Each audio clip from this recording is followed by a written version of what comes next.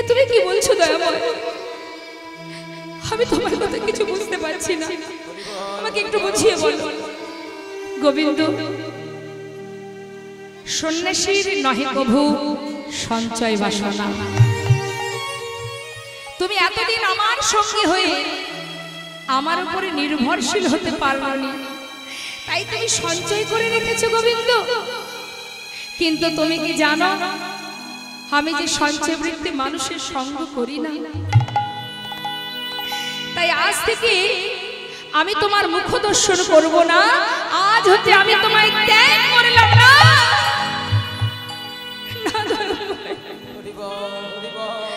আমি মানছি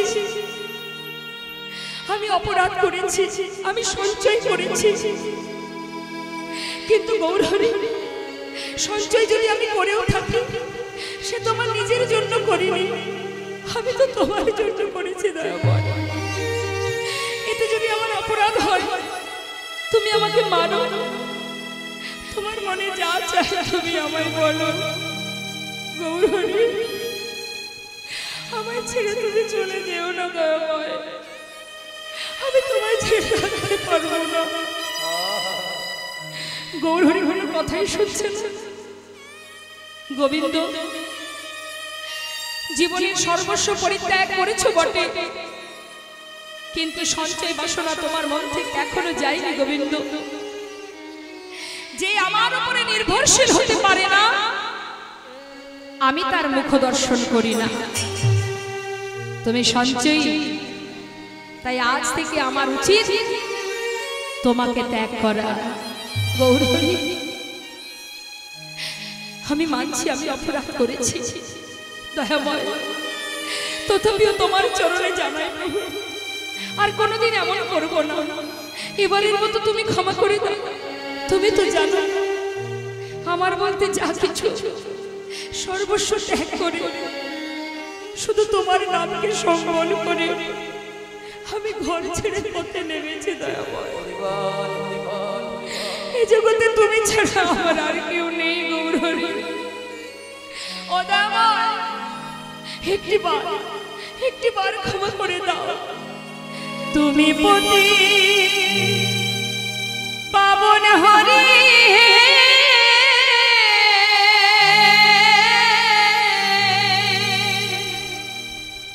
তুমি যেও না চলে, কৃপা করে দয়াল হরি তুমি রাখো চরণে।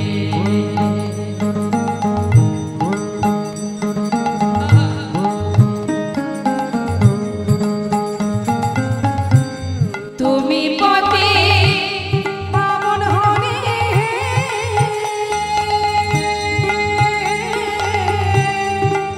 তুমি যেও না চলে, কৃপা করে দয়াল হরি রাখো চরণে। তুমি কৃপা করে দয়াল হরি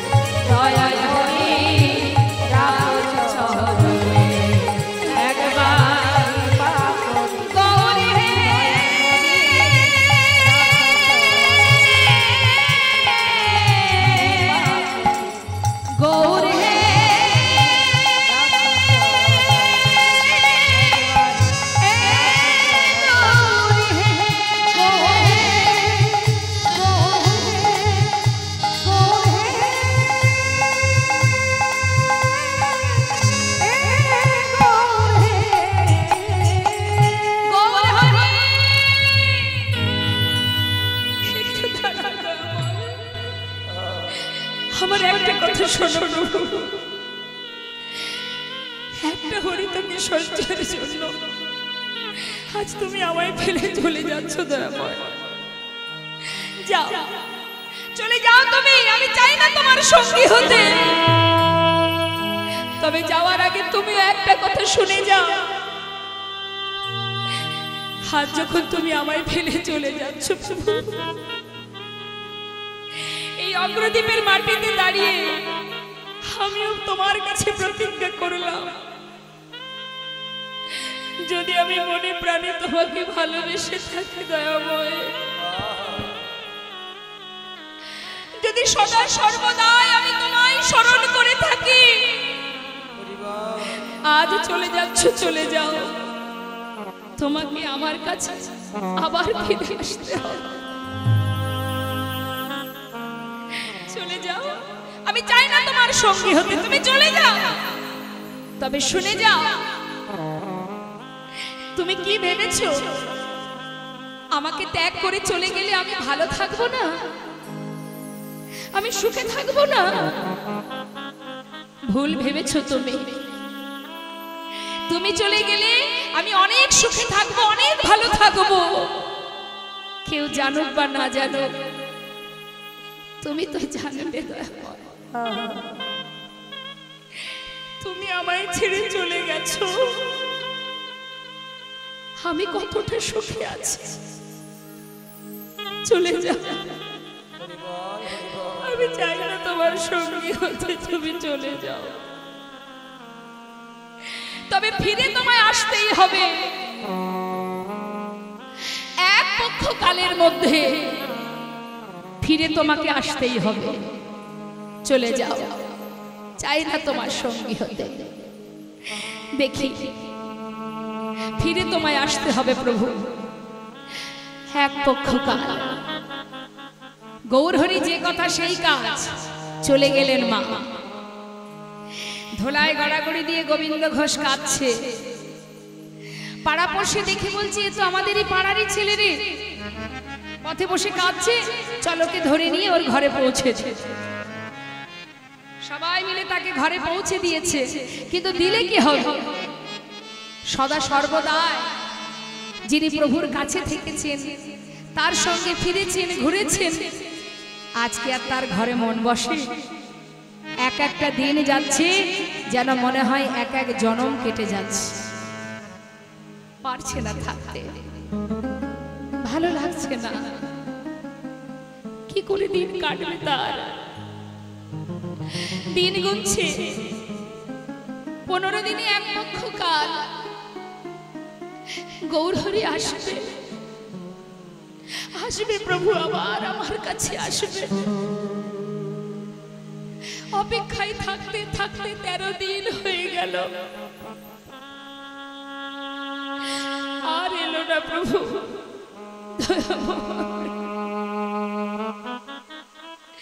তুমি এলে না প্রভু, এলে না। একটা কথা আছে, যার কেউ নেই তার ভগবান আছে। কিন্তু যদি ভগবানও তাকে ত্যাগ করে দেয়, তাহলে সে আর বাঁচবে কি নিয়ে? দয়াময়, আজ তোমার চরণেও আমার ঠাঁই হলো না। একটা হরিতকি সহ্যের জন্য তুমি আমায় ত্যাগ করে দিলে গৌরহরি। তাহলে আর বেঁচে থেকে লাভ কি? যে দেহে তুমি নেই, সে প্রাণ বেঁচে থেকে আর কি বা প্রয়োজন? এক পা দুপা করে যাচ্ছে, গঙ্গার জলে নিজেকে বিসর্জন করবে, চোখের জলে মুখ ভাসিয়ে কাঁদছে।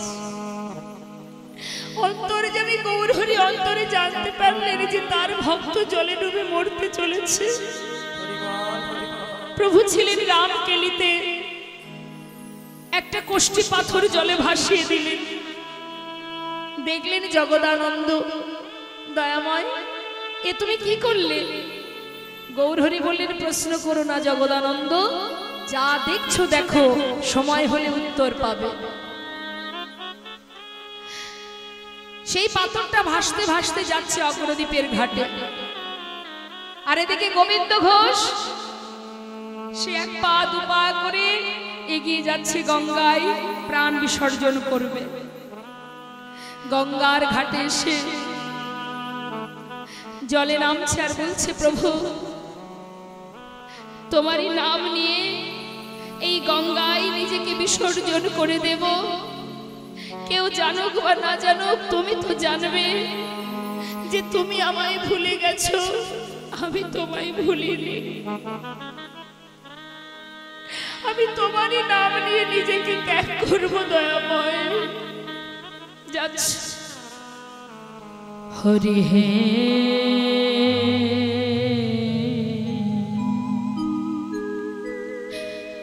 বলো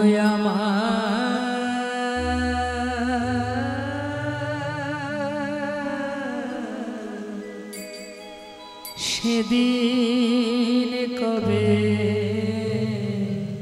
হবে তোমার আশার আশে দয়াল আছে বসে।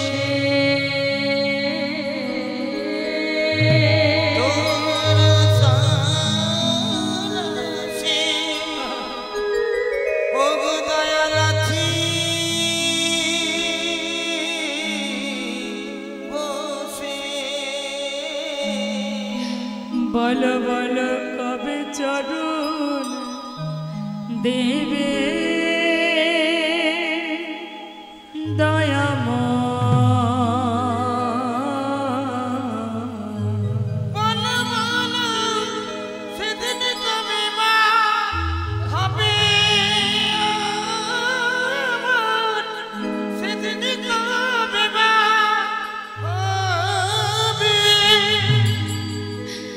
ভবের মাঝে আসা যাওয়া তোমায় ডাকা হলো না। যা বলবো বলে সবাই এসেছিলাম, আমাদের বলা হলো না। এই ভবের মাঝে আসা যাওয়া তোমায় ডাকা হলো না। আমরা যা বলবো বলে এসেছিলাম, আমাদের বলা হলো না। তুমি পারে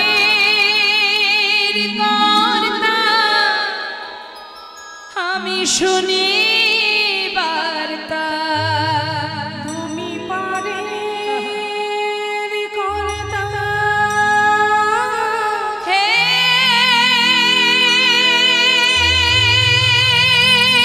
দয়াময়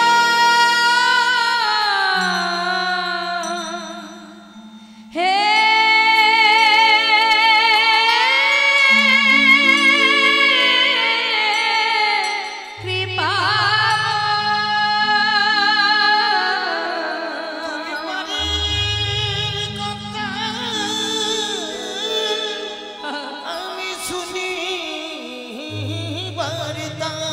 বলো বলো কবে পারি করিবে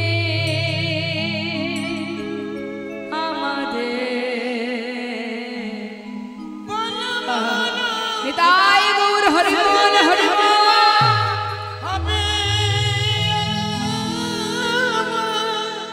সেদিন কবে হবে। জীবনের গোনা দিন ফুরিয়ে আয়ুরবি পশ্চিম দিকে ঢলে পড়বে। ভজন জানি না, সাধন জানি না, কেমন ভাবে পার হব দয়াময়। তুমি তো কাঙালের হরিপতি শ্রাবণ, কৃপা করে ভব সিন্ধু পার করে নিয়ে নাও।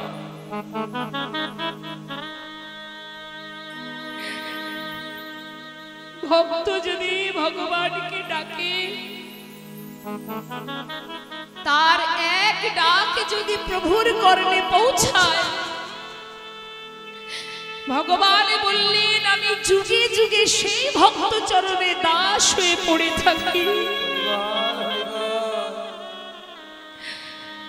গোবিন্দ ঘোষ নিজেকে বিসর্জন করতে যাচ্ছে। প্রভু ধীরে ধীরে সেই কোষ্ঠী পাথর জলে ভাসিয়ে দিল, আর ওই কোষ্ঠী পাথরটা এসে গোবিন্দ ঘোষের গায়ে বারবার লাগছে। আর গোবিন্দ ঘোষ ভেবেছে কোনো মরা পোড়ানো কাঠ, কালো কোষ্ঠী পাথর তো চিনতে পারছে না, ভেবেছে কোনো মরা পোড়ানো কাঠ, তাই ভেবে বারবার ছুঁড়ে সরিয়ে দিচ্ছে। আর যতবার দূরে সরিয়ে দিচ্ছে ওই পাথরটা ততবার ভাসতে ভাসতে ভাসতে ভাসতে তারই অঙ্গে এসে লাগছে। এবার গোবিন্দ ঘোষ সেটাকে হাতে করে নিয়ে তীরে উঠে আবর্জনার মধ্যে ছুঁড়ে ফেলে দিয়েছে। হঠাৎ দৈববাণী, গোবিন্দ কে কে তুমি? ঘরে ফিরে যাও, নিজেকে বিসর্জন করো না। চারিদিকে তাকিয়ে দেখছে কিন্তু কাউকে দেখতে পাচ্ছে না। তবে কে সে, কে বলছে কথা? একটা কথাই বারবার বলছে, ঘরে ফিরে যাও গোবিন্দ, তুমি ঘরে ফিরে যাও। আর মরা হলো না। ভক্তের কি মৃত্যু হয় গো মা? হলো না মরা। দৈববাণী শুনে গোবিন্দ ঘোষ ঘরে ফিরে গেল। চলে গেল 13 দিন, আজ এলো 14 দিন। 15 দিনে এক পক্ষ কাল। কথা দিয়েছিল তোমাকে ফিরে আসতে হবে এক পক্ষ কালের মধ্যে। ভক্তের ভক্তি যদি কানায় কানায় পূর্ণ হয়ে যায়, ভক্তকে ভগবানের কাছে ছুটে যাওয়া লাগে না, তিনি নিজেই ছুটে আসে ভক্তের কাছে। সমস্ত ভক্তদের নিয়ে আবার তিনি ফিরে এলেন অগ্রদ্বীপে। এসে গোবিন্দ ঘোষের ঘরের সামনে এসে ডাকছে, গোবিন্দ কে কে তুমি? দরজা খোলো। যেই না বলা, গৌরহরির কণ্ঠ বুঝতে পেরে ছুটে এসে দরজা খুলে দেখছে বাইরে গৌরহরি। চরণটা জড়িয়ে ধরলেন, চরণ তলে আছড়ে পড়লেন। এসেছো প্রভু, তুমি এসেছো, কথা দাও, কথা দাও, আমাকে ছেড়ে যাবে না, কথা তোমার চরণ ছাড়া আমায় করবে না, বলো প্রভু, আমি আর পারছি না, তোমায় ছেড়ে থাকতে পারবো না। শান্ত হও। আচ্ছা গোবিন্দ, কথা দিলাম তোমাকে ছেড়ে আমি আর কোথাও যাব না, হলো তো? তা গোবিন্দ, আমি যে আসবো তুমি জানতে, তাই না? না তো প্রভু, আমাকে তো কেউ কিছু বলেনি। সে কি? আমার আগমন বার্তা তো আমি অনেক আগে পাঠিয়েছি। পাওনি আগমন বার্তা? কই, আমাকে তো কেউ কিছু বলেনি প্রভু। ও গোবিন্দ, গঙ্গার জলে ডুবে মরতে গিয়েছিলে? হ্যাঁ। কি করে জানলে দয়াময়? বাহ, আমি জানবো না তো জানবে কে শুনি? হ্যাঁ, বলি ও গোবিন্দ, কিছু পেয়েছিলে সেখানে? হ্যাঁ প্রভু, একটা পোড়া কাষ্ঠ। ও পোড়া কাষ্ঠ, সেটা কোথায়? আমি তো আবর্জনার মধ্যে ফেলে দিয়েছি। আবর্জনাতে? যাও যাও, শিগগিরই নিয়ে এসো। গোবিন্দ ঘোষ ছুটতে ছুটতে গঙ্গার ঘাটে গিয়ে আবর্জনার ভিতর থেকে সেটাকে হাতে তুলে দেখছে তো কোষ্ঠী পাথর, লেখা আছে কৃষ্ণ নাম। ছুটতে ছুটতে গৌরহরির কাছে এসে দাঁড় করালেন। ও প্রভু, এই দেখো, এই কি তোমার আগমন বার্তা? হ্যাঁ। এটা দিয়ে কি হবে দয়াময়? এটা দিয়ে বিগ্রহ তৈরি হবে। শোনো গোবিন্দ, এই বিগ্রহ আমি তোমার ঘরে স্থাপন করব, তার নামও আমি দেব। এক ভাস্করে সে বিগ্রহ তৈরি করলেন, নিজে হাতে প্রভু স্থাপন করলেন, নাম দিলেন গোপীনাথ। প্রতিদিন ভিক্ষা করবে গোবিন্দ, সঞ্চয় করে রাখবে না, যা ভিক্ষায় পাবে পুরোটা সেবাই দিয়ে দেবে। কেমন? আর বলি শোনো, এবার আমাকে বিদায় দাও, আমি যাই। যেই না বলেছে, গৌরহরি হাতটা চেপে ধরেছে। হাত চেপে ধরে বলছে, তুমি কি বললে প্রভু? এই যে বললে তুমি আমায় ছেড়ে যাবে না, আবার এখন বিদায় চাইছো কেন? আমি তোমায় ছাড়বো না, আমি তোমায় ছেড়ে থাকতে পারবো না দয়াময়, আমি তোমায় ছেড়ে থাকতে পারবো না।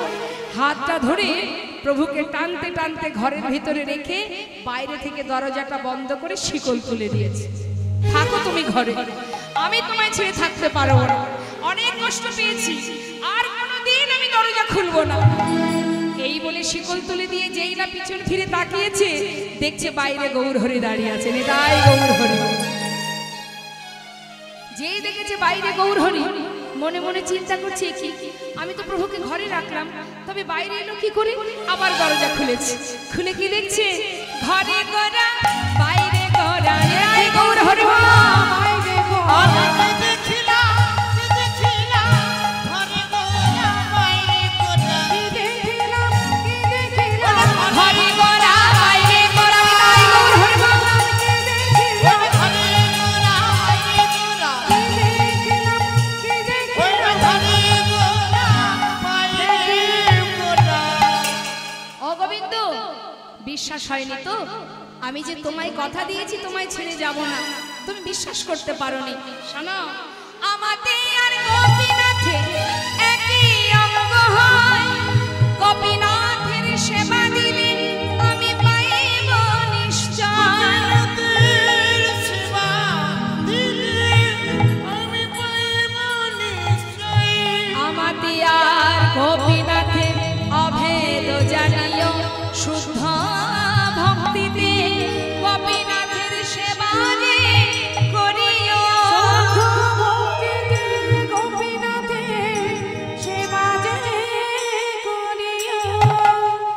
তাকে সেবা দিয়ে সেই সেবা আমিও পাবো।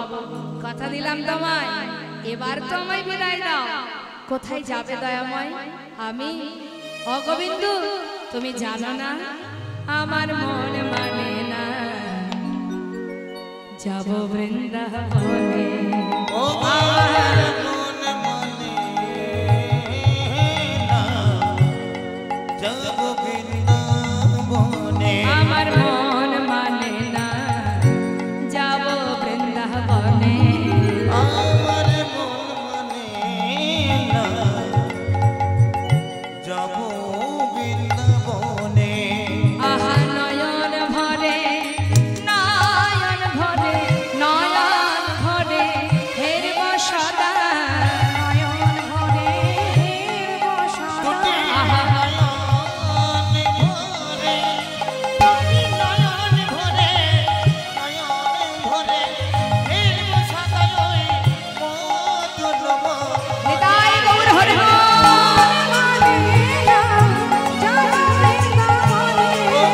আমার মন মানে না, যাব আমার মন মানে না, যাব বৃন্দাবনে। আমার মন মানে না, যাব বৃন্দাবনে। গৌর হরি তো চলে গেলেন মা ভক্তগণকে নিয়ে, আর যাবার কালে গোবিন্দ ঘোষকে বলে গেলেন, গোবিন্দ তোমার একা একা ঘরে ভালো লাগবে না, তুমি একটা বিবাহ করো। এত এত পরীক্ষা করলো, এখনো কিন্তু পরীক্ষা শেষ হয়নি। এবার পরীক্ষা করছে সংসার দিয়ে। সংসারের মধ্যে দেখি ভক্ত ডুবে গিয়ে আমাকে ভুলে যায় কিনা। হরি বল। এখন যেই না বলে গেছে যে বিবাহ করো, গোবিন্দ ঘোষ কিন্তু বাবা 1 বছর ধরে প্রভুকে দিনে 4 বার সেবা দিত, যা পেত ভিক্ষায় পুরোটাই সেবায় দিত। 1 বছর যেতে না যেতে এক সুকন্যার সন্ধান করে শুভ দিন দেখে বিবাহ করলেন। আহা, যেই না বিবাহ হলো, নতুন বউকে নিয়ে ঘরে এলো। যেদিন নতুন বউকে নিয়ে ঘরে এলো, সেই দিন থেকে ভগবানের সেবা একবার কমে গেল। আগে সারা দিনটা ভগবানের জন্য ছিল, এখন ঘরে গিন্নি এসেছে, তার পাশে একটু সময় দিতে হচ্ছে, যার কারণে ওই দিকে সময় একটু কমে গেছে।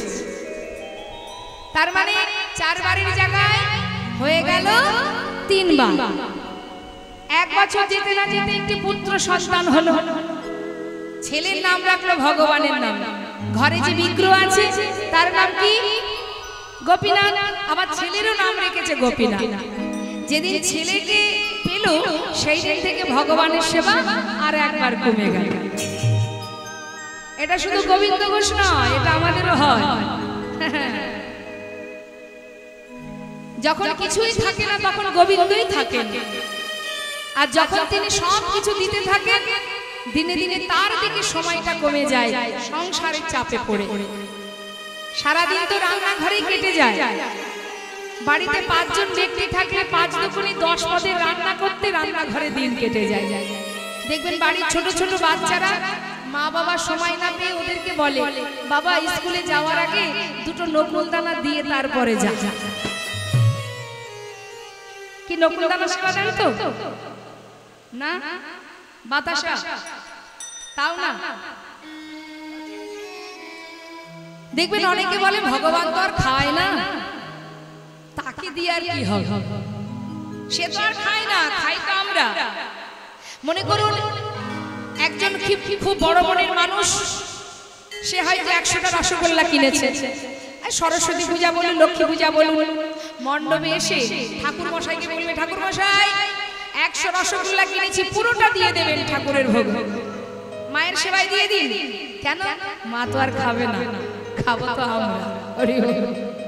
এটা আমাদের ধারণা যে তিনি তো খাবেন না, খাবো আমরা। দিতে জানতে হয়। যদি আমরা দেখতাম যে মা ওই বিগ্রহ থেকে বেরিয়ে এসে ওই রসগোল্লার সেবা করছে, তাহলে কি 100টা দিতাম? তখন কৃপণতা শুরু হয়ে যেত, 1টা থেকে 2টো, তার বেশি, তাই তো? তা ভগবানের বেলায় আমরা একটু কৃপণতা করি, কি করেন না? বাজারে গিয়ে যখন এই যে হরিবাসর, এখানে নামযজ্ঞ চলছে, হরিনাম হচ্ছে, দেখবেন দুর্গা পুজো বলুন, যে কোনো পূজাতে গ্রাম বাজারে গিয়ে ফলের দোকানে গিয়ে কি বলে, এই যে দোকানদার, ওই যেগুলো একটু বেকা টেরা পোকা এই ফলগুলো আছে কিলো কিলো দিয়ে দিয়ে, সবই তো ভগবানের সেবায় লাগবে, দিয়ে দিয়ে। আর নিজেরা যখন কিছু ফল কিনতে যাব বাজারে, তখন গিয়ে কি বলবো, সব থেকে দামি মিষ্টি সুস্বাদু ফলটা আমাকে দিন, তাই না? আর ভগবানের বেলায় যত বেকা টেরা পোকা, এগুলো ভগবানের জন্য। তাহলে আমরা ভগবানের বেলায় কৃপণতা করি, আর ভগবান মৃদু মৃদু হাসে আর মনে মনে বলে, ওরে তোকে দিলাম আমি, আর আমার বেলায় কৃপণতা? বেশ, তুই যদি আমার পিছনে খরচ না করিস, আমি তোকে দিয়েছি যেমন, তেমন আবার নিতেও জানি। হরি হরি। তবে কিভাবে নেব? এই যে তুই আমায় সেবা দিচ্ছিস, তোকে তো একটা আশীর্বাদ স্বরূপ একটা ফল তো আমায় দিতে হবে।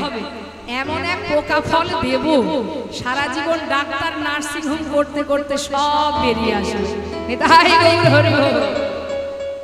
তাই তার বেলায় কৃপণতা করা যাবে না। কেন? সে জানে তোমার পকেটে কত আছে, মানি ব্যাগে কত, আলমারিতে কত, ব্যাগে কত, সব তার দেওয়া, সে সব জানে। তাই তার বেলায় কৃপণতা করা যাবে না। যাবে? করবেন না তো কৃপণতা? দেখে হাত তুলুন, তুলুন, দেখুন কৃপণতা করে কিনা, আমি এখনই দেখিয়ে দিচ্ছি। তুলুন দেখি হাত। ঠাকুমা গালে হাত কেন? হাত তুলুন, তুলুন, তুলুন, সবাই তুলুন।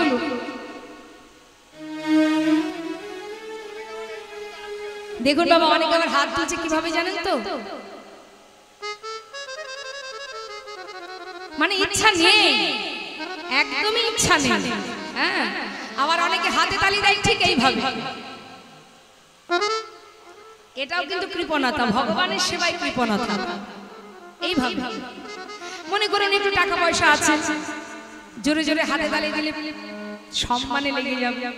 পরের দিন সকালে কেউ না কেউ বলে বসবে, কিরে বেশ তো দেখলাম হরিবাসরে হাতে তালি দিচ্ছিলি, লজ্জার ব্যাপার। এই জন্য দেখবেন অনেকে হাতে তালি দিতে চায় না, লজ্জা লাগে। কেন? একটু যদি তার অর্থ থাকে, সম্মানে গিয়ে বাঁধে। কিন্তু সেই পারবে একমাত্র প্রাণ ভরে হাতে তালি দিতে যেজন নিজেকে গোবিন্দ চরণে সঁপে দিতে পারবে।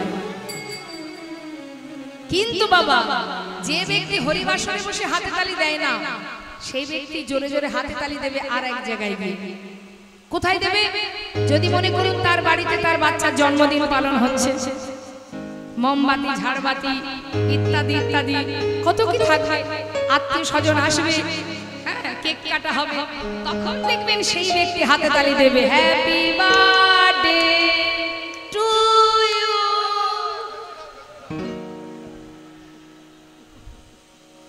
সন্তানের জন্য দেবে, কিন্তু ভগবানের জন্য দিতে গেলে, যখন আপনারা বাড়ি থেকে এসেছেন মনে মনে তখনই আপনাদের ভাবনা হয়েছে যে আজ রাধা গোবিন্দ মন্দিরে আমরা যাচ্ছি কীর্তন শ্রবণ করতে, হ্যাঁ হরিনাম আস্বাদন করতে, লীলা আস্বাদনে যাচ্ছি। এই যে মনে মনে ভেবেছেন, তখনই কিন্তু মনের মধ্যে সেট হয়ে গেছে যে আপনি কৃষ্ণ নাম শুনতে আসছেন, আর সঙ্গে সঙ্গে আপনার আত্মার সঙ্গে পরমাত্মার মিলন ঘটে গেছে। তাই আপনি এখানে বসে আছেন, আমাকে দেখার জন্য এখানে বসে নেই। যদি আমাকে দেখতে আসতেন তাহলে এতক্ষণে চলে যেতেন। আপনাদের বসিয়ে রেখেছে কে? আমি নই, কৃষ্ণ কথা। নিতাই গৌর হরি বল, হরি বল। তাহলে যে আপনাদের এখনো পর্যন্ত বসিয়ে রেখেছে, একবার দুহাত তুলে হাতে তালি দিয়ে সবাই মিলে আমরা গাইব। হাত তুলুন, হাত তুলুন। হ্যাঁ, চলো চলো নয়নে হাসি মাখা বদনে, আনন্দ কাননে সবাই ভ্রময়নী বা। দুহাত তুলে সবাই হরি বল, হরি বল মনে রে আমার, হরি বল, হরি বল মনে রে আমার, হরি বল, হরি বল মনে রে আমার।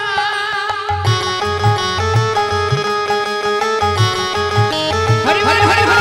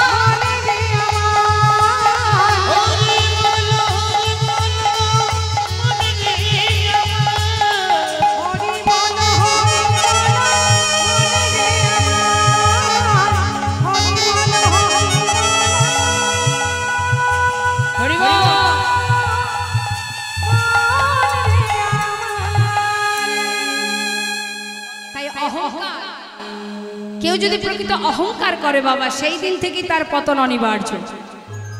ভগবানের সেবায় আমাদের যদি অলসতা থাকে, কৃপণতা থাকে, কৃপণতা যদি আমরা করি, কিসের জন্য করব কৃপণতা? কি আছে আমার? কিছু আছে আমার? না, এই জগতে আমার বলতে কিছুই নেই। তাহলে যিনি দিয়েছেন, যিনি দায়িত্ব দিয়েছেন আমাদের দেখভাল করার জন্য, মনে করুন আপনার যে টাকা পয়সা বিষয় সম্পদ আছে, আপনি ভাববেন না যে এর মালিক আপনি, না, আপনি ম্যানেজারি করছেন, মানে দেখভাল করছেন। আবার আপনি যখন চলে যাবেন দেখবেন ওই ম্যানেজারের আসনে আর একজন এসে বসবে, তার মানে আপনি কিন্তু আপনার বিষয় সম্পদ নিয়ে যেতে পারছেন না। তাহলে কি করে ভাববো আমরা যে এটা আমার? যা এখানে আছে সবই থাকবে, আমি খালি হাতে চলে যাব। খালি হাতে যাব না, খালি হাতে আমরা কেউ যাই না, খালি হাতে কেউ আসিও নি, খালি হাতে যাইও না। এসেছিলাম পাপ পুণ্যের ফলটা নিয়ে, আবার যখন যাব যেমন কর্ম করেছি কর্ম অনুযায়ী যে ফল সেই ফলের বোঝাটা কাঁধে করে নিয়ে যেতে হবে। তা আজ এই গোবিন্দ ঘোষ যখন দিনে দিনে মায়ার বাঁধনে আবদ্ধ হচ্ছে, প্রভু দেখছে ভক্তকে তো মায়ার বাঁধনে বাঁধা যাবে না, আমি কি করে ভক্তকে মায়ার বাঁধনে আবদ্ধ করব? যে মোহে আমার ভক্ত ডুবে গেছে তার জীবন থেকে এই মোহটাকে কাটিয়ে নিতে হবে। কি করে কাটাচ্ছে মা? একটার পর একটা কেড়ে নিচ্ছে। তিনি যেমন জীবকে দেন প্রয়োজনে তিনি আবার কেড়েও নেন। কিভাবে কাটছে? একদিন ভিক্ষা করে এসে নিজের স্ত্রীকে ডাকছে, মাধবী, ও মাধবী, যা কিছু ভিক্ষা করেছি 2 ভাগ করো, 1 ভাগ রন্ধন করো, আমি চললাম গঙ্গায় স্নান করতে, ফিরে এসে গোপীনাথের সেবা দেব। মাধবীকে ডেকে ভিক্ষার ঝোলাটা রেখে গোবিন্দ ঘোষ চলে গেল স্নান করতে। স্নান করে এসে দেখছে ঝোলাটা সেইখানে পড়ে আছে, রান্না হয়নি। মাধবী গেল কোথায়? এখনো রন্ধন করলো না, কত বেলা হয়ে গেল। মাধবী, বলি মাধবী, তুমি কি শুনতে পাচ্ছ? বলি ও মাধবী, সাড়া নেই। ডাকতে ডাকতে ঘরের ভিতরে প্রবেশ করে দেখছে বিগ্রহ গোপীনাথের চরণে তার স্ত্রী মাধবী উপুড় হয়ে পড়ে আছে। আহা, ওঠো ওঠো ওঠো, এখন কি গোপীনাথের চরণ ধরে পড়ে থাকার সময়? আগে সেবা করো, তারপর যা মনে চাই বলো। আরে ওঠো দেখি, কি হলো? আমার কথা কানে যাচ্ছে না? ও মাধবী, সাড়া নেই। দেবে কি করে সাড়া? দেহে প্রাণ থাকলে তো নেই। বারবার ডাকা সত্ত্বেও যখন কোনো সাড়া পেল না, এবার কাছে গিয়ে যেই না তার অঙ্গ স্পর্শ করলো, হঠাৎ দেখলেন কি অসার দেহ। চিৎকার করে উঠলেন, গোপীনাথ, গোপীনাথ, তুমি কি করলে গোপীনাথ? তুমি আমার স্ত্রীকে কেন কেড়ে নিলে? কি অপরাধ করেছিল মাধবী? বলো, কেন কেড়ে নিলে তুমি? কি অপরাধ করেছে আমার মাধবী? আমি কি অপরাধ করেছি প্রভু? কেন তুমি মাধবীকে কেড়ে নিলে? চিৎকার করে কাঁদছে। আমরা বলি না বাবা, আমার সন্তান, আমার পরিবার, আমার স্বামী, আমার স্ত্রী, পাড়াপড়শি সবাই ছুটে এসে গোবিন্দ ঘোষের মাথায় হাত দিয়ে সান্ত্বনা দিয়ে বলছে, শান্ত হও গোবিন্দ, তোমার হতো যদি তোমায় ছেড়ে যেত না মাধবী, তোমার নয়, যিনি পাঠিয়েছিলেন তিনিই আমার নিয়েছেন। তাই তুমি কেঁদো না, শান্ত হও, শান্ত হও। পাড়াপড়শির যে ধর্ম বাবা, সান্ত্বনা দেওয়া। সান্ত্বনা দেওয়া মাত্রই নিজে হাতে তার স্ত্রী শেষকৃত্য করলেন। রইল বাকি তার সন্তান। দেখতে দেখতে ছেলে বড় হচ্ছে। বাবা প্রতিদিন ভিক্ষা করে, যা পায় নিজের সন্তানকে সেবা দেয় আর বিগ্রহ গোপীনাথকে সেবা দেয়। কিন্তু হঠাৎ হলো কি, একটা অপরাধ হলো। কি অপরাধ? না, নিজের সন্তানের জন্য যে সেবার বস্তু ভুল করে সেটা বিগ্রহ গোপীনাথকে দেয়, আর বিগ্রহ গোপীনাথের জন্য যে সেবার বস্তু ভুল করে নিজের পুত্র গোপীনাথকে দেয়। প্রভু চিন্তা করলেন, ভক্ত সেবা অপরাধী হচ্ছে, তাই যে বাঁধনটা আছে ওটাও আমি কাটিয়ে নেব। দেখতে দেখতে সন্তানের বয়স হলো 5 বছর। 5 বছরের শিশু, সে কিন্তু নিজের মাতা পিতাকে চিনতে শেখে। একদিন সন্ধ্যাবেলা ঘরে ফিরে বাবার কোলে বসে ছোট্ট 5 বছরের ছেলে গোপীনাথ জিজ্ঞাসা করছে, বাবা, এই জগতে সবারই তো মা আছে, আমার মা কোথায়? জানো বাবা, আমরা যখন মাঠে খেলা করি, আমার বন্ধুদের মায়েরা সন্ধ্যা হতে না হতেই ওদেরকে কোলে করে ঘরে নিয়ে যায়। কিন্তু বাবা, আমার মা তো কোনোদিন আমাকে নিতে যায় না। বলো না বাবা, আমার মা কোথায়? কি সান্ত্বনা দেবে ছেলেকে? বলবে কি? কোলের মধ্যে বসে সারা গায়ে হাত বুলিয়ে বলে, ওরে আমি তো আছি, আমি তোর মা, আমি তোর বাবা, আমি তোর কোনো কষ্ট রাখবো না রে, তুই দুঃখ পাস না, আমি তোর কোনো কষ্ট রাখবো না। কিন্তু প্রতিদিন ছেলে একই প্রশ্ন, বাবা তুমি কি করে আমার মা হবে? বলো না বাবা, আমার মা কোথায় আছে? সে তো আদর করে না, সে তো খাওয়ায় না, ভালোবাসে না, ঘুম পড়ায় না, কোথায় আমার মা? সহ্য করতে না পেরে সন্তানের প্রশ্নে জর্জরিত হতে হতে একদিন বলেই ফেললেন, তুই মায়ের কথা জানতে চাস? তবে যা, ওই যে মন্দিরে দাঁড়িয়ে আছে ওর কাছে গিয়ে জিজ্ঞাসা কর তোর মা কোথায়। ছোট্ট ছেলে বাবার কথা বিশ্বাস করেছে। ঠিক তার পরের দিন বাবা যেই গঙ্গা স্নানে চলে গেছে, ধীরে ধীরে মন্দিরে প্রবেশ করে বিগ্রহ গোপীনাথের সামনে পুত্র গোপীনাথ বসে বসে জিজ্ঞাসা করছে, অগোপীনাথ, আমার বাবা বলল তুমি নাকি জানো আমার মা কোথায়? গোপীনাথ বলো না গোপীনাথ, আমার মা কোথায়? বলে দা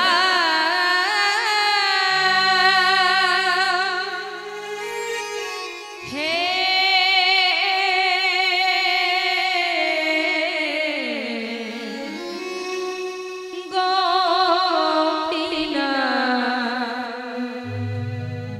বলো কোথায় আমার মা? বলো বলো কোথায় আমার মা? হরি বল।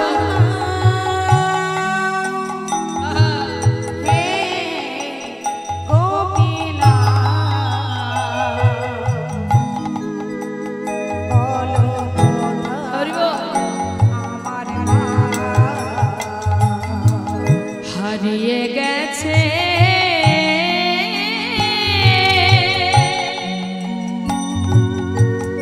মা যে আমার, আমি খুঁজে পেলাম না, না, না। বলো বলো কোথায় আমার মা? বলে হে বলো কোথায় আমার মা?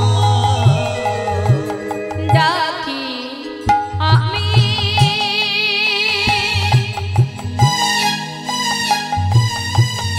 মা বলে,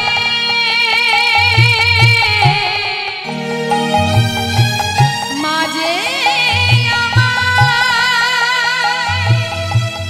নে না কোলে।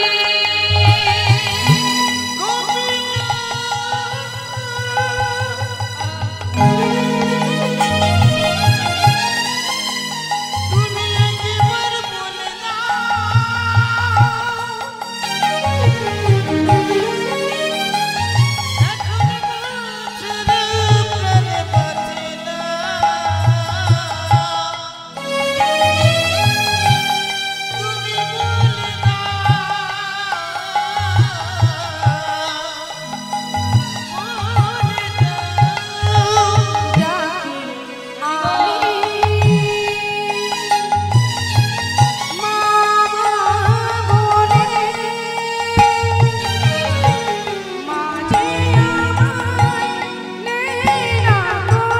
হারিয়ে গেছে মাঝে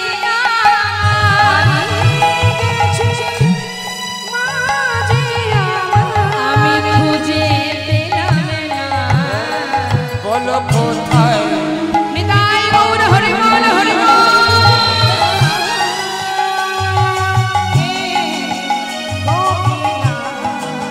বলো বলো কোথায়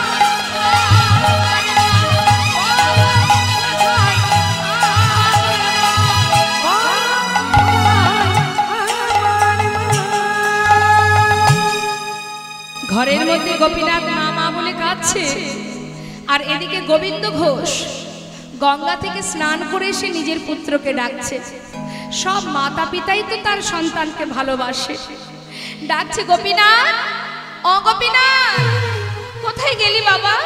এই দেখ আমি এসেছি, আমার কোলে আয়। কতক্ষণ তোকে দেখিনি, আয় বাবা আমার কোলে আয়। ডাকতে ডাকতে হঠাৎ ঘরের ভিতরে প্রবেশ করে দেখছে বিগ্রহ গোপীনাথের সামনে বসে তার পুত্র গোপীনাথ মা মা বলে কাঁদছে। ছুটে গিয়ে সন্তানকে কোলের মধ্যে জড়িয়ে ধরে সারা গায়ে হাত বুলিয়ে বলছে, ওরে গোপীনাথ কাঁদিস না, কাঁদিস না বাবা। তুই যদি কাঁদিস আমি কোথায় দুদণ্ড শান্তি পাবো বলে? আমি তোকে কথা দিচ্ছি, আমি তোর কোনো দুঃখ রাখবো না বাবা, কাঁদিস না। তুই আজ থেকে আমাকে মা বলে ডাকবি, তুই আমাকে বাবা বলে ডাকবি। আমি তোর বাবা, আমি তোর মা। বলতে বলতে হঠাৎ সন্তানের মুখের দিকে তাকিয়ে দেখলেন পুত্রের বদন থেকে ঝলকে ঝলকে রুধির ঝরছে। চিৎকার করে উঠেছে, গোপীনাথ!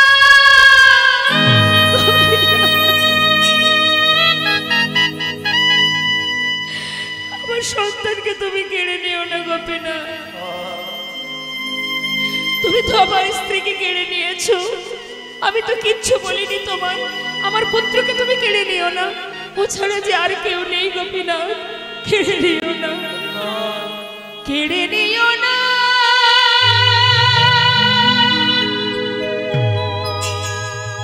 প্রভু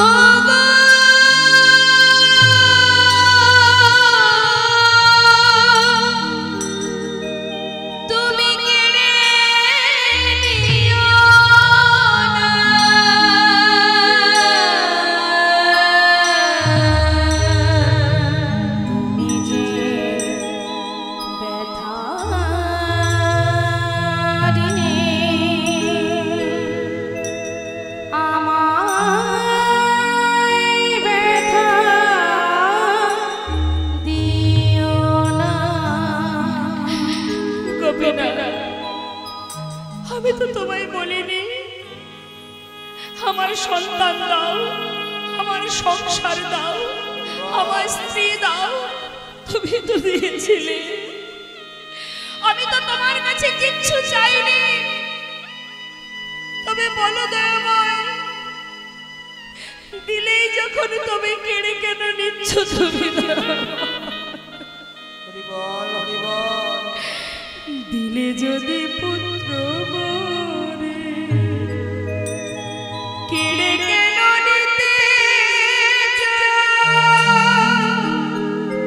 পারি না সহিতে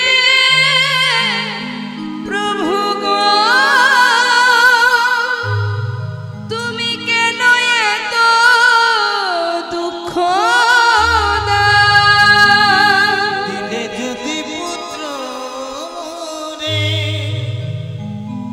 তবে কেড়ে কেন নিতে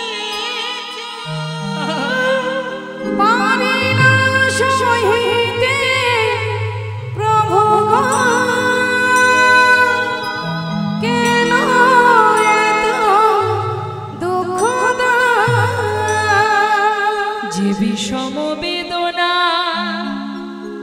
আমি সহিতে পারি না,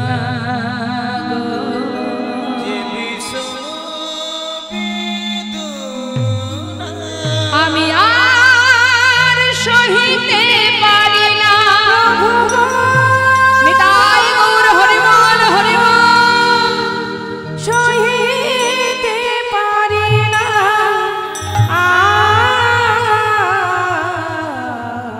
তুমি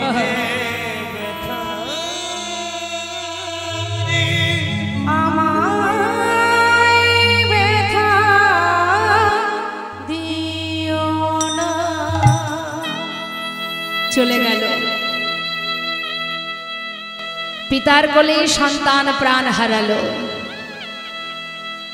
মৃত সন্তানকে কোলে করে নিয়ে গঙ্গার ঘাটে গিয়ে বালুরাশিতে গর্ত করে সন্তানের সমাধি দিয়ে গঙ্গা থেকে স্নান করে শুদ্ধ বসনে ঘরে ফিরে বিগ্রহ গোপীনাথের সামনে দাঁড়িয়ে বলে উঠলেন, গোপীনাথ কি করে পারলে তুমি? এত নিষ্ঠুর কেমন করে হলে দয়াময়? জীবনের সর্বস্ব কেড়ে নিলে, বাবা বলে ডাকবার একটি মাত্র সন্তান, তাকেও তুমি কেড়ে নিলে গোপীনাথ। কি নিয়ে বাঁচবো আমি? আর আমি বাঁচতে চাই না, আমি আর বাঁচতে চাই না প্রভু। মাটিতে গড়াগড়ি দিয়ে কাঁদে আর নিজের সন্তানকে ডাকে, গোপীনাথ, ও গোপীনাথ, কোথায় গেলি বাবা? ফিরে আয়, আমাকে একবার বাবা বলে ডাক। কোথায় গেলি তুই? ফিরে আয় গোপীনাথ, ফিরে আয়। দেখতে দেখতে 3 দিন হয়ে গেল, মা না নিজে সেবা করে না গোপীনাথের সেবা দেয়। 4 দিনের দিন ভগবান করুণাময় ভক্তের চোখের জল সইতে না পেরে বিগ্রহ থেকে সচল মূর্তি ধারণ করে 1 পা 2 পা করে ঘরে এসে ডাকছে, বাবা, বাবা। কে? আমি তোমার পুত্র গোপীনাথ। গোপীনাথ আমার পুত্র? না না, আমার পুত্র তো মারা গেছে। তুমি কে? আমি তোমায় চিনি না, তুমি চলে যাও। আমি আর কারোর বাবা নই, তুমি চলে যাও। বাবা, একদিন তুমি নিজেই বলেছিলে তুমি 2 পুত্রের পিতা। আচ্ছা বাবা, কারোর যদি 2টো সন্তানের মধ্যে একটি মারা যায়, বাবা কি আরেকটি সন্তানকে না খাইয়ে রাখে? আচ্ছা, কিচ্ছু খেতে দাওনি আমায়, আমি যে আর পারছি না। বাবা, আমায় কিছু খেতে দাও। ও, তুমি এসেছো? তুমি আমায় বাবা বলে ডাকলে? আচ্ছা, তুমি জানো জগতে সবাই কেন একটা পুত্র সন্তান চায়? শেষের দিনে মাতা পিতার শেষকৃত্য করার জন্য। আমার জীবনের সর্বস্ব তুমি কেড়ে নিয়ে আজ তুমি আমাকে বাবা বলে ডাকছো। তুমি জানো মাতা পিতার প্রতি সন্তানের কি দায়িত্ব কর্তব্য থাকে? কি করে জানবে? তুমি তো সোনার সিংহাসনে বসে থাকো, তুমি জানবে না। বাবা, তুমি আমায় বলো, আমায় কি করতে হবে? আমি তোমার অঙ্গে স্পর্শ করে কথা দিচ্ছি, আমি তোমার পুত্র হয়ে তোমার সকল ইচ্ছা পূর্ণ করব। পারবে? শেষের দিনে আমার শেষকৃত্য করতে পারবো? পারবে আমার জন্য 1 মাস অগ্নিস্বর্ণ খেতে? পারবো? পারবে আমার জন্য পিণ্ড দিতে? পারবো বাবা, পারবো। তুমি আমার জন্য কাছে নিতে পারবে? পারবো।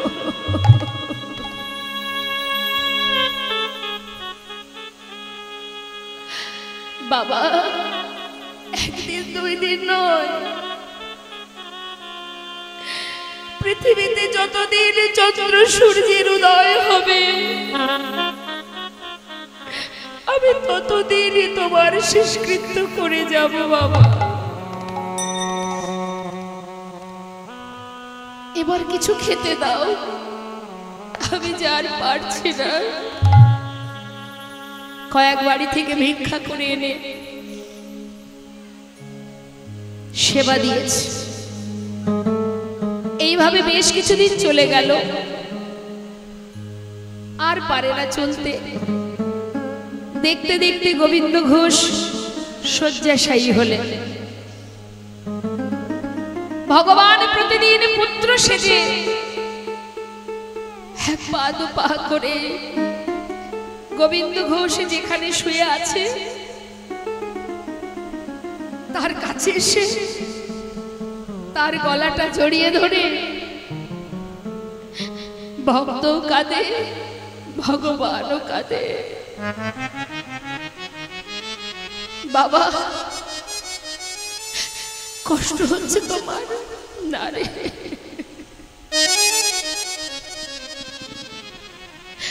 কষ্ট কেন হবে? অন্তিম সময় যে সবার জীবনে আসবে বাবা, কেউ আগে যাবে কেউ পরে। এই অন্তিম মুহূর্ত যখন আসে সকলেরই যে এমনই হয়। তুই কাঁদিস না ওরে। আজ কিন্তু আর মনে নেই গোবিন্দ ঘোষের যে ভগবান নিজেই পুত্র সেজে তার পাশে বসে আছে। অন্তিম সময় এসেছে তো মা, সব কিছু বিস্মরণ হয়ে গেছে, কিছুই তার আর মাথায় আসছে না। এই অন্তিম মুহূর্তে ভগবানকে নিজের পুত্র ভেবে বলছি, গোপীনাথ বলো বাবা, আমার যে যাওয়ার সময় হলো, যাবার আগে আমায় একটু চরণামৃত এনে দেবে। দেব।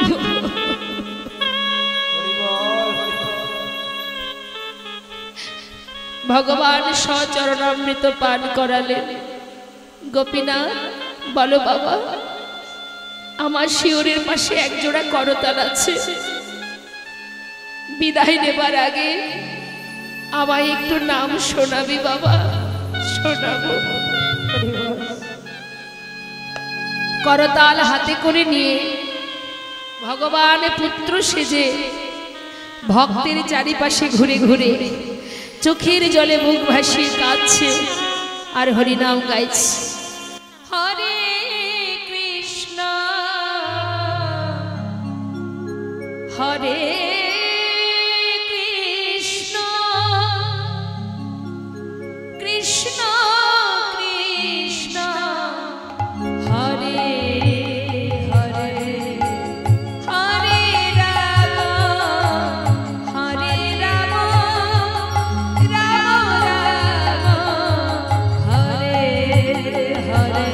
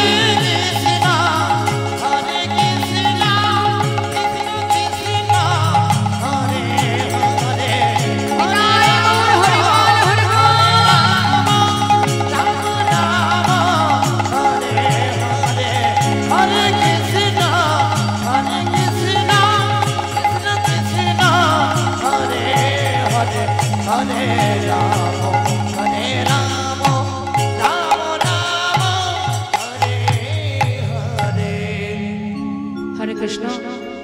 কলিঘোর তিমির গোরাশীন জগজন ধর্ম কর্ম রোহদ।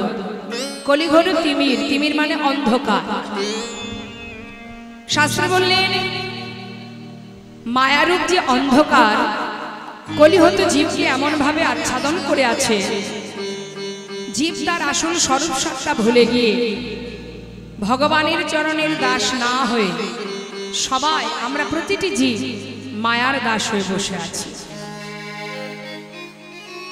কি আমাদের করণীয় আর আমরা কি করছি, কোথা থেকে এসেছি কোথায় যাব? তুম কাহা সে আয়ে হো আর যাওগে কাহা, ইতনা দিল বিচার লো বাস হো গয়া ভজন। রাম ভক্ত তুলসীদাস বললেন, একবার বিচার করো, নিজেকে জিজ্ঞাসা করো যে তোমার আসল পরিচয়টা কি।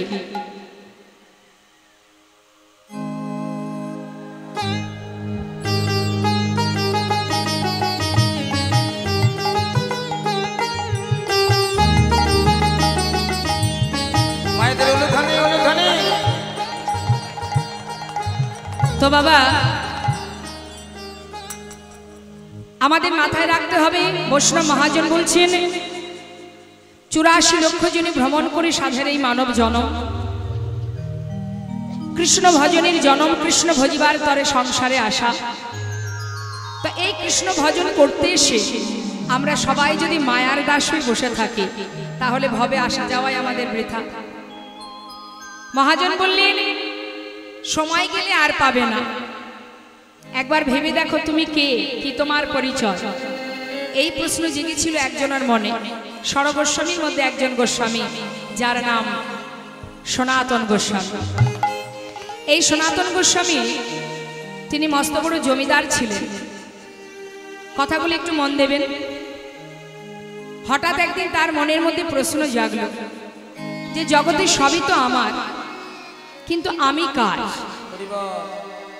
আমরা সর্বদাই আমার আমার করে তো মারামারি হানাহানি করছি।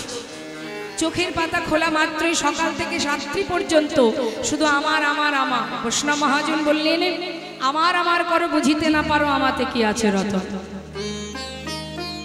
কোন শক্তি বলে বেড়ায় চলি, বলে কিসের অভাবে হয় দেহ পতন। দেহের মাঝে আছে প্রাণেরই সঞ্চার, তাহাতেই বলি আমার আমার। প্রাণ গেলে হবে সবাকার, সব নেশারি সফল। সবই যদি আমার হবে তাহলে আমি কার? একবারও নিজেকে জিজ্ঞাসা করে দেখবেন, সবই যখন আমার তাহলে আমি কার? কে আমার? এই প্রশ্ন যখন সনাতন গোস্বামীর মনে জেগেছে বাবা, তিনি সর্বস্ব পরিত্যাগ করে একটা কম্বল সাথে করে নিয়ে ঘর ছেড়ে পথে নামলেন। পথে পথে ঘুরছে, কোথা থেকে এই প্রশ্নের উত্তর পাবে। হঠাৎ তিনি জানতে পারলেন যে মহাপ্রভু তিনি কাশীধামে বিরাজমান। ছুটে গেল সেই কাশীধামে।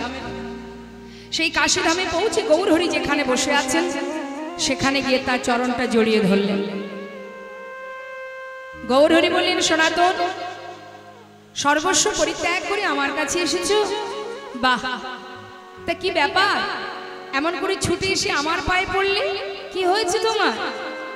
দয়াময়, আমার বলতে যা কিছু ছিল আমি সর্বস্ব ত্যাগ করেছি, শুধুমাত্র একটা প্রশ্নের উত্তর জানার জন্য। তুমি জানো প্রভু, এই প্রশ্নটা আমি কোথা থেকে উত্তর পেলাম না। আমি জানি একমাত্র তুমিই পারবে, তাই তোমার কাছে এসেছি। একবার বলো না প্রভু, আমি কে, কে আমার? কেন মরি যারে তপত্রয়, ইহানা জানে জীবের কইছে হেত হয়। গৌরহরি বললেন, বা উত্তম প্রশ্ন, কিন্তু সনাতন, তোমার প্রশ্নের উত্তর আমি দেব, তার আগে আমি একটা প্রশ্ন করব। বলো দেখি সনাতন, নিজের বলতে যা কিছু সর্বস্ব ত্যাগ করেছো যখন, কম্বলটিকে সাথে করে কেন এনেছো? কম্বলের মায়া ছাড়তে পারোনি সনাতন? যেই না বলা বাবা, ঘর থেকে বাহিরে বেরিয়ে সেই কম্বলটি এক ভিখারিকে দান করে শূন্য হাতে প্রভুর কাছে এসে দাঁড়ালেন। চেয়ে দেখো, কিছুই নেই আমার কাছে, শুধু একটা প্রশ্নের উত্তর বলে দাও, আমি কে, কি আমার পরিচয়? গৌরহরি বললেন, সনাতন, তবে শোনো, শুধু তুমি একা নও, জগতে যত জীব আছে সকলের একটাই পরিচয়। আমাদের প্রত্যেকের আলাদা আলাদা পরিচয় আছে, তাই না মা? আছে তো, সকলের আলাদা আলাদা পরিচয়। সেটা কিন্তু শুধুমাত্রই পার্থিব জগতে, কিন্তু পরমার্থিব জগতে সকলের একটাই পরিচয়। সেটা কি? জীব নিত্য কৃষ্ণ দাস। তাহলে আমাদের পরিচয় কি? আমরা কৃষ্ণ চরণের দাস। একবার বুকে হাত দিয়ে বলুন দেখি, সত্যি কি আমরা সবাই কৃষ্ণ চরণের দাস হয়ে আছি? হ্যাঁ, নেই। কেন নেই? কারণ মায়া আমাদেরকে গ্রাস করেছে। শাস্ত্রে বললেন জীব নিত্য কৃষ্ণ তাহা ভুলে গেল এই মায়া পিশাচিতা গলেতে বাঁধিল পিশাচিতা গলেতে বাঁধিল। জীব নিত্য কৃষ্ণ দাস তাহা ভুলে গেল মায়া পিশাচিতার গলেতে বাঁধিল। মায়া সংসার জীবনটা শুধু একটা মায়া আর মোহ, আর কিচ্ছু নয়। এই মায়ার মধ্যে এমন ভাবে আমরা ডুবে আছি, আমরা আমাদের আসল স্বরূপ সত্তা সব ভুলে গেছি, কিছুই আমাদের মনে নেই। কি আমাদের করণীয়, কি করা উচিত আমাদের, আর আমরা করছি না। যাদেরকে আগলে নিয়ে বসে আছি বাবা, সন্তান, আত্মীয় পরিজন, এরা কিন্তু প্রকৃত বিচার করে দেখুন কেউই আমার নয়। আমার কি আমার সঙ্গে এসেছিল কেউ না, আবার আমি যখন চলে যাব কেউ যাবে আমার সঙ্গে, তাহলে এরা আমার নয়। যাদেরকে আগলে বসে আছে তারা আমার নয়, তবে একটা কি, এটা একটা বিচিত্র নাট্যমঞ্চ। যাত্রাপালা যখন হয় বাবা, বিভিন্ন জায়গা থেকে বিভিন্ন মানুষ আসে, এসে সুন্দরভাবে একটা পরিবার তৈরি করে, কেউ মা, কেউ বাবা, কেউ রাজা, কেউ দাস, কেউ দাসী, তাই তো পরিবার তৈরি করে। সুন্দরভাবে 3 ঘন্টা যাত্রা, সেই পালাটা তৈরি করে 3 ঘন্টা পর যখন নেমে যায়, যে যার গন্তব্যস্থলে ফিরে যায়। নিতাই গৌর হরি। তাই সংসারটাও ঠিক তদ্রূপ। একবারও ভাববেন না যে সংসার আমরা করেছি, সংসার কিন্তু আমরা কেউ করিনি। সংসার আগে থেকে ছিল, আমি সেখানে এসেছি। কৃষ্ণ ভজিবার তরে সংসারে আইলো, এই কথার মধ্যে ডুব দিতে হবে। কৃষ্ণ ভজন করব বলে সংসারে এসেছি, তাহলে সংসারটা ছিল। আমি যখন মারা যাব সংসার আমার সঙ্গে চলে যাবে, তাহলে সংসার আমি করিনি, আমার পিতাও করেননি। সংসার ছিল, আমি সেখানে এসেছি কেন, চাকরি করার জন্য। কি চাকরি? ভগবানের চরণে দাসত্ব করা।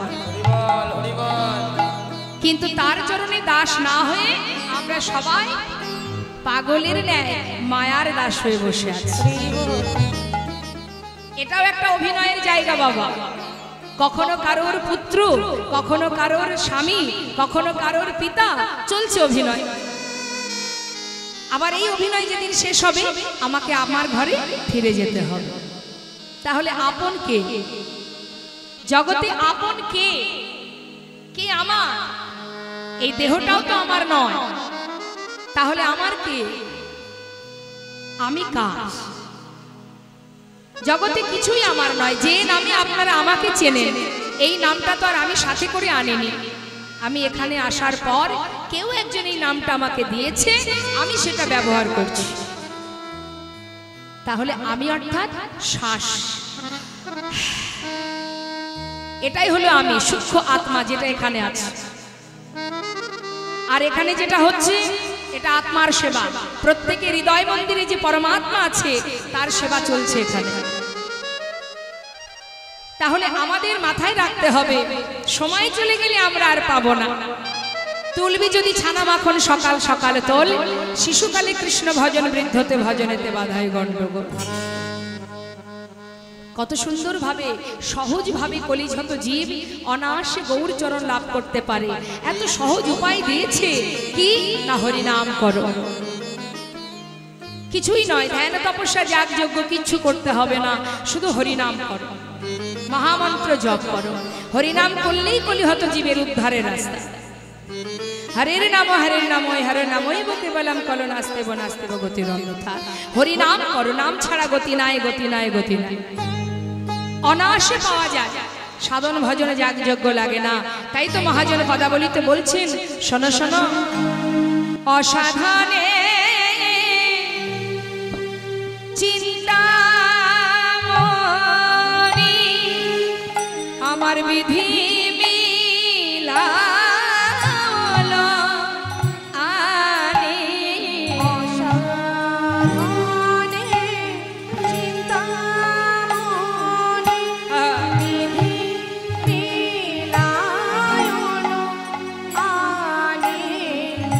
অসাধনে চিন্তামণি বিধি মিলাল আনি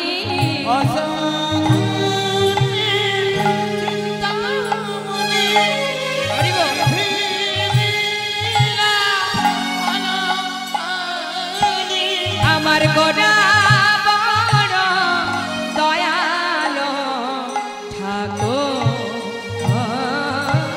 এমন হবার নয়। বড় দয়ালু ঠাকুর এমন হবার নয়। কোন সাধন ভজন লাগিল না রে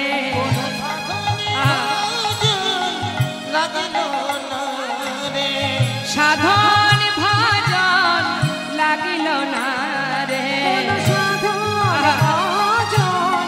লাগিল না রে। সে যে এমন দয়া গুণানিধি সে ভেজেছে নাম বিলাল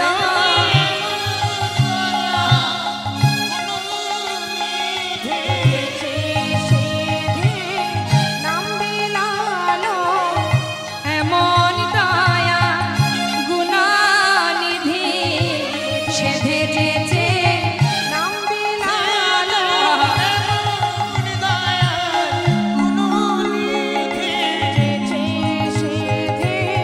নামে দিল অগ ধরল গ্রহণ কর বলে সে ভেজেছে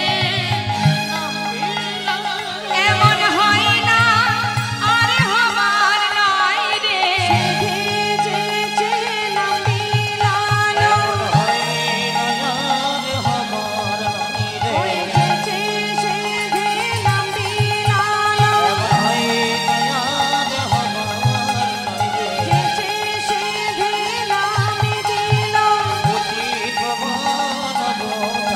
ওই ধরল গ্রহণ করো বলে হয়েছে সেধে নাম বিলালো হয়েছে সেধে নাম বিলালো এই বলি জীবের দাঁড়ে দাঁড়ে সে ভেজেছে বলি জীবের দাঁড়ে দাঁড়ে সেধে নাম বিলালো কোন সাধন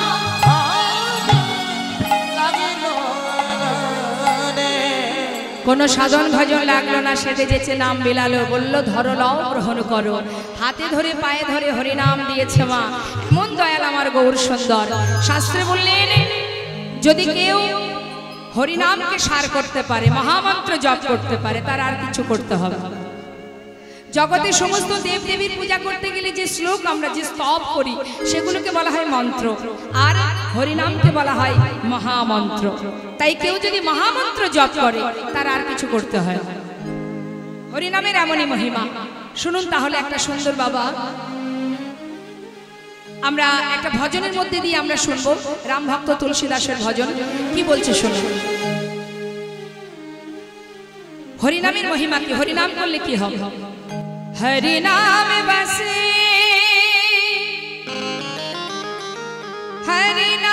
হরিনাম বসে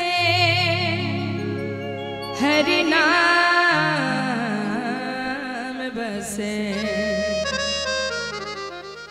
जिनके हृदय हरिनाम बसे जिनके हृदय हरि नाम बसे जिनके हृदय हरि नाम बसे तीन यार का नाम लिया ना लिया तीन यार का नाम लिया ना रे जिनके हृदय हरि नाम बसे जिनके हृदय हरि नाम बसे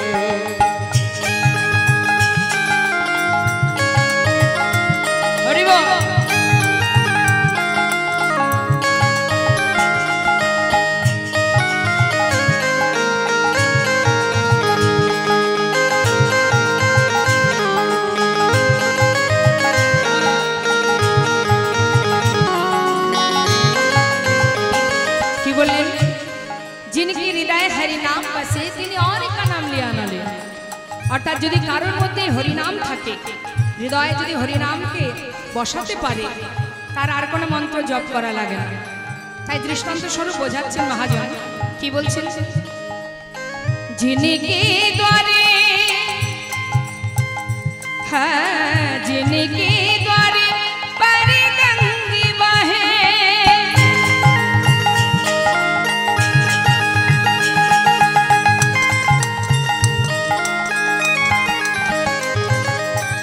जिनके द्वारे पर गंगे बहे, तिनको बीकानेर पिया ना पिया, तिनको बीकानेर पिया ना पिया रे।